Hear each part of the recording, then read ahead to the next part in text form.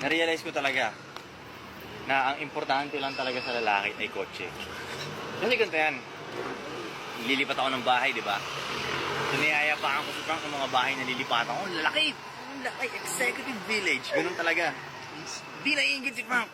As in yung mga kapitbahay ko na nito, mga ano ha, mga big time na talaga, ganun yung mga gingkap, mga gobernador, mga ganun na talaga mga kapitbahay ko. Di naiingit si Frank. Wala man lang hindi mo lang siya nagigigil. Sinend ni Frank sa akin yung coaching bibilhin niya. Puta, ingit na ingit ako. Kaya doon ko na-realize na mas importante talaga sa lalaki ang kotse. Kaysa sa malaking bahay, no? Ano mo yung malaking bahay? Wala ka namang maangas na kotse, di ba? Gusto nga natin malaking garahe. Oo, kaya nga, malaking garahe. Alam mo, kaya lang naman, kailangan namin ng malaking bahay kasi siguro sa pamilya namin, di ba? Mga babae mo, ganun. Pero kung wala, mag-isa lang talaga kami. Kwarto lang at maraming garahe. Maglulupit na kotse. Putang masaya kami nun. Yun ang living room. As in, fulfilled talaga tayo nun, di ba? Two joints parang mafia. Mafia. Mafia. Mafia.